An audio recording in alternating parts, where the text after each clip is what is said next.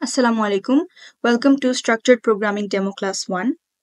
এই ভিডিওতে আমরা বোঝার চেষ্টা করব এসপি জিনিসটা কি এবং কোন ল্যাঙ্গুয়েজ ইউজ করে আমরা এসপিটা শিখব এবং সেই ল্যাঙ্গুয়েজের ইম্পর্টেন্সটা কি, লাইক কেন আমরা সেই ল্যাঙ্গুয়েজটা দিয়ে শিখতে যাচ্ছি এবং সেই ল্যাঙ্গুয়েজের basic syntax. So let's get started. প্রথমে আমরা দেখি what is structured programming. So structured programming is a neat way of writing code by following some steps.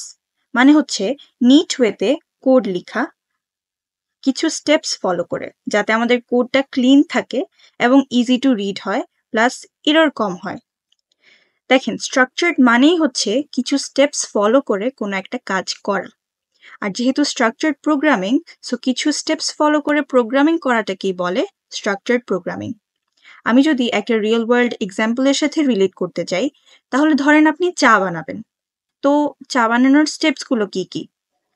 প্রথমে আপনি পানি গরম করবেন, তারপর চা পাতা দিবেন, চিনি দিবেন, দুধ দিবেন, তারপরে এটা হয়ে যাওয়ার পরে আপনি সার্ভ করবেন।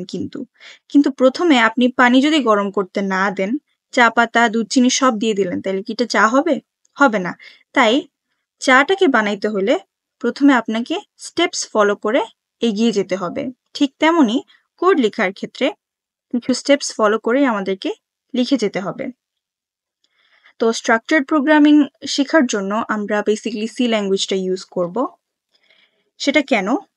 কারণ সি হচ্ছে আমাদের জন্য বিগিনার ফ্রেন্ডলি একটা ল্যাঙ্গুয়েজ, এবং সি ল্যাঙ্গুয়েজটাকে আমরা প্রত্যেকটা প্রোগ্রামিং ল্যাঙ্গুয়েজের মাদার ল্যাঙ্গুয়েজ বলে থাকি। সেটা কেন? কারণ সি ল্যাঙ্গুয়েজের যেরকম ভ্যারিয়েবল আছে, ডেটা টাইপ আছে, আরও বিভিন্ন জিনিস আছে, সবগুলো প্রোগ্রামিং ল্যাঙ্গুয়েজেও কিন্তু সেম, জাস্ট সিনটেক্সগুলো ডিফারেন্ট থাকে, কিছু ফাংশনস ডিফারেন্ট থাকে, কিন্তু বাকি সব জিনিসপত্র কিন্তু সেম থাকে। So if you start with C, বাকি সব ল্যাঙ্গুয়েজ আপনার শিখতে প্রবলেম হবে না। So C language is like grammar. তো আপনি যদি গ্রামার ভালো করে জানেন, তো আপনি ইংলিশ ল্যাঙ্গুয়েজটা শিখতে যেমন আপনার কঠিন লাগবে না, ঠিক তেমনই আপনি যদি সি ল্যাঙ্গুয়েজটা দিয়ে প্রোগ্রামিং শুরু করেন, পরে আস্তে ধীরে আপনি সি প্লাস প্লাসে মুভ করতে পারেন, পাইথন, জাভাস্ক্রিপ্ট, যা ইচ্ছা আপনি তাতে মুভ করতে পারেন, কোনো সমস্যা নেই। So let's have a look at the syntax of C language.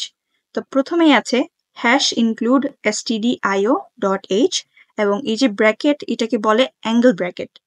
So এই লাইনটার মানে কি? তো এখানে দেখেন, হ্যাশ ইনক্লুডকে বলা হয় প্রি প্রসেসর ডিরেক্টিভ।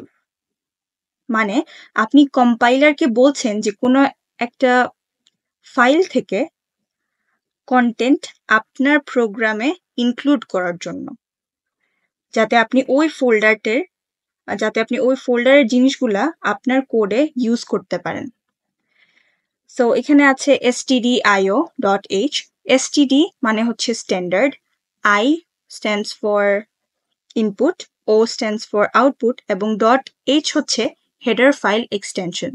সো এই পুরো লাইনটা দিয়ে আমরা স্ট্যান্ডার্ড ইনপুট আউটপুটগুলোকে অ্যাক্সেস করতে পারি।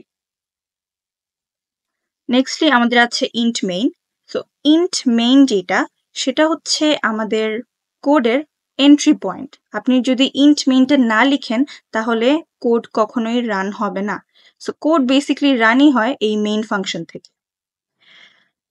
অ্যান্ড মেইন ফাংশনের ভিতরে এখন আমার আছে printf. So printf is basically used to print the text to the screen, R return 0 হচ্ছে exit। আপনার যেহেতু স্টার্ট পয়েন্টটা হচ্ছে int main, তো আপনার exit তো নির্ধারণ করা লাগবে। সো এই return 0টা হচ্ছে আপনার exit।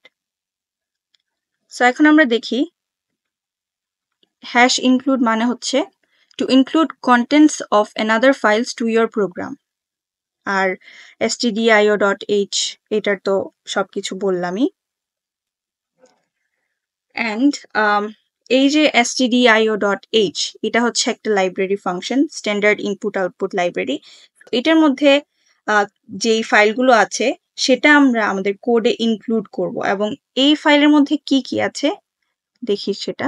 সেটা হচ্ছে printf আছে, scanf আছে, getchar আছে, putchar আছে, তারপর gets ফাংশন আছে, puts ফাংশন আছে।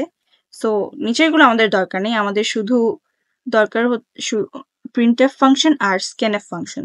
সো printf ফাংশন দিয়ে আমরা বেসিক্যালি আউটপুটটাকে প্রিন্ট করি আর scanf ফাংশন দিয়ে আমরা ইউজার থেকে ইনপুট নেই। ইউজার থেকে ইনপুট নেওয়া মানে হচ্ছে ম্যানুয়ালি আপনি কোনো ভ্যালু ইনপুট নেওয়া কোডের মধ্যে।